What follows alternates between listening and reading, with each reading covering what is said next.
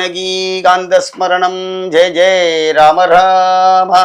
அன்பார்ந்த பக்தி ஒளி நேயர்களுக்கு சுவாமிநாத அனந்த கோடி நமஸ்காரம். இப்ப நம்ம மாத்துல பல கஷ்டங்கள்லாம் வந்துட்டு இருக்கு. நீங்க யாரை எடுத்துக்குங்கோ, ஏதோ ஒரு குறையில வாழ்ந்துட்டு இருக்கும். யாரும் நிறைய வாழவே இல்லை. அந்த காலத்துல சித்தர்கள்லாம் கண்டே பிடிக்க முடியாது. இப்ப பார்த்தீங்கன்னா புதுசு புதுசா சித்தர் சிவனடியார்கள், அதே மாதிரி ரொம்ப பக்தி. சுவாமி எங்கேயோ வந்துட்டு இருக்காரு, நம்மளை எங்கேயோ கொண்டு போயிட்டு இருக்காரு. அதாவது மைனஸ் பிளஸ்ங்கிற மாதிரி ரெண்டுமே சமமா ஒரு ட்ராக்ல போகும். அதெல்லாம் இருந்தால் கூட பகவானை வழிபட்டு நம்ம கஷ்டங்கள் எல்லாம் நிவர்த்தி பண்ணணும். அதுக்கு தானே இருக்கா சார்? எங்களுக்கெல்லாம் ஃபோன் பண்ணும்போது ஒவ்வொருத்தரும் ஒவ்வொரு வேதனையை சொல்வார்கள். சில பேர்லாம் அழுவா அப்படியே.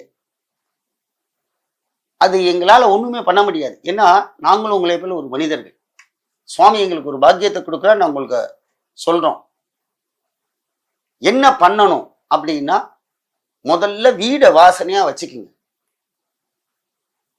வீடை வாசனையா வச்சுக்கணும். என்ன பண்ணலாம்? வியாதி இல்லாம இருக்கணும் சார். வீடு ஒட்டடை எல்லாம் அடிச்சுட்டு ரெடியா இருக்கும்.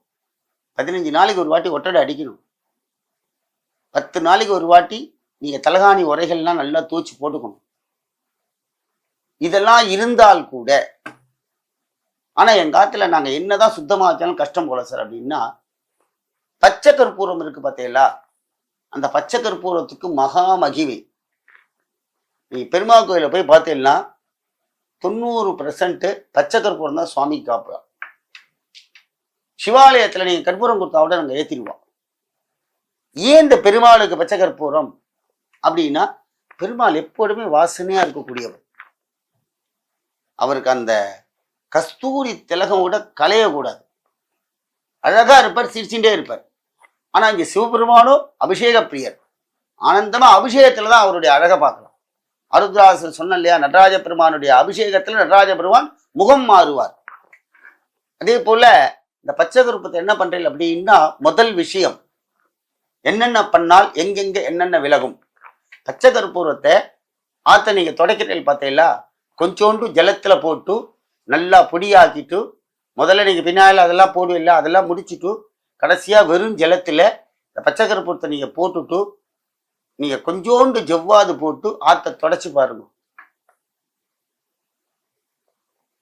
அப்படி ஒரு வாசனையா இருக்கும். சுவாமி வந்து உட்காந்துப்பாரு, நம்ம கஷ்டங்கள்லாம் போகும். துர்தேவதைகளுக்கு இதே மாதிரி வாசனைகள்லாம் பிடிக்காது. துர்தேவதைகளுக்கு நல்ல வாசனைகள் பிடிக்காது. ஒன்னாச்சா? ரெண்டாவது, இந்த பச்சை கற்பூரத்துல ஆத்துல கற்பூரம் ஏத்துங்க. சின்னதா ஏத்தினாலே கற்பூரம் நல்லா எரியும். சுவாமி ரூம் பிரசன்னமா வாசனையா இருக்கும். பச்சை கற்பூரத்துக்கு ஒரு வாசனை உண்டு.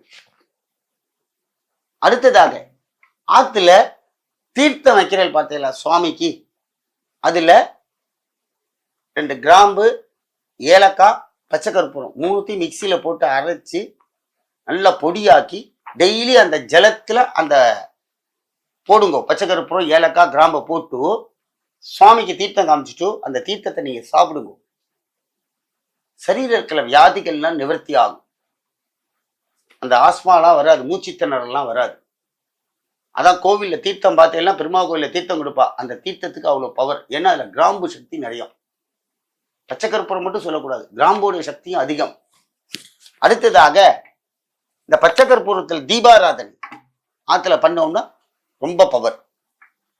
ரெண்டாவது, கோவில்ல நீங்க மாசம் பெருமாளுக்கோ சிவாலயத்துக்கோ கற்பூரம் வாங்கி கொடுக்கறது பதிலா பச்சை கற்பூரம் வாங்கி கொடுங்க. சுவாமிக்கு டெய்லி பச்சை கற்பூரம் அங்க சன்னதியில காட்டும் பொழுது நம்பாத்துல இருக்கிற கஷ்டங்களை எல்லாம் எம்பெருமான் ஜோதி சுரூபமாக நம்மள நிவர்த்தி பண்ணுவார்.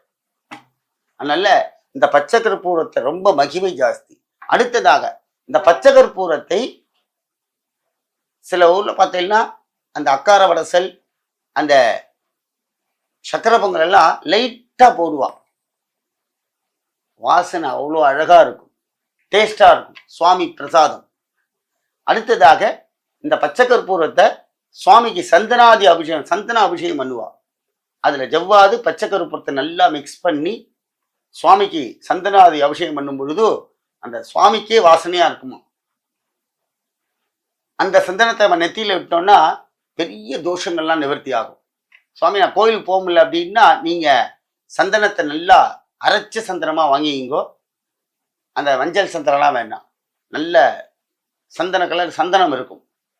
அந்த சந்தனத்தை வாங்கி அதில் ஜவ்வாது போட்டு கொஞ்சோண்டு பன்னீர் விட்டு இந்த பச்சை கற்பூரத்தை கொஞ்சமாக போடுங்கள், நிறையா போடாதீங்க.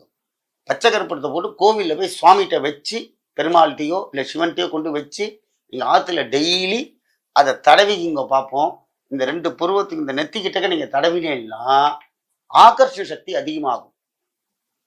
உங்கள்கிட்ட ஒருத்தர் பேச வர்றார் அப்படின்னா அவருக்கு உங்கள் முகத்தை பார்த்தோன்னே பிரசன்னமாயிடுவார். 2வது, நம்ம வெளியில நிறைய நடந்து போறோம், துர்தேவதைகளுடைய இதெல்லாம் நம்மள்கிட்ட சீண்டாது. 2வது, தீமை செய்பவன் நம்மளை விட்டு விலகுவான். இந்த சந்தனத்துல அந்த பச்சை கருப்பத்தை அப்படி வச்சேன்னா அவ்வளோ விசேஷமானது. அதனால எல்லாரும் எம்பெருமான் ஆலயத்துக்கு பச்சை கற்பூரம் வாங்கி கொடுங்கோ. வாங்கி கொடுத்து எம்பெருமானுடைய தீபாராதனை அழகா இருக்கணும். என்ன கோவில்ல இப்ப கற்பூர்லாம் ஏத்தினா கரியாயிடுது இல்லையா? இந்த பச்சை கற்பூரம்னா அங்க பண்ணக்கூடிய பட்டாச்சாரியார் சிவாச்சாரியால் கூட ஹார்ட் அட்டாக் வராது. ஏன்னா அவ அந்த கற்பூரத்தை காட்டி காட்டி காட்டி இந்த புகை உள்ள போகும். நம்ம அவளை காப்பாத்தின மாதிரி பிராமணனுக்கு நம்ம உதவி பண்ணா வேத பிராமணனுக்கு செஞ்சால் சுவாமிக்கு செஞ்ச மாதிரி கோவில்ல அவெல்லாம் இப்படிதான் நம்மள்ட்ட நிக்கிறா. தட்டை தூக்கின்னு வருவா, நம்ம இப்படி போடுறோம். அவருக்கு சுவாமி அவருக்கு சாப்பாடு போடுறாரு, அதை பட்டாச்சாரியா சிவாச்சாரியாளுக்கெல்லாம். அதனால அவெல்லாம் நமக்கு தெய்வம். அந்த பச்சை கருப்பம் வாங்கி கொடுத்தலாம் அவள் கோவிலில் தீபம் ஏற்றி, யாரும் பச்சை கருப்பத்தை ரொம்ப சாப்பிடலாம் முடியாது, ஒன்றும் பண்ண முடியாது, லைட்டாக தான் பண்ண முடியும். அதனால எல்லாரும் ஆலயங்களுக்கு பச்சை கருப்பம் வாங்கி கொடுங்கள். பச்சை கருப்பத்தின் மகிமையினால் எல்லா குடும்பமும் க்ஷேமமாக இருக்கும். ஜெய் ஜானகி காந்த ஸ்மரணம், ஜெய ஜெய ராமரா.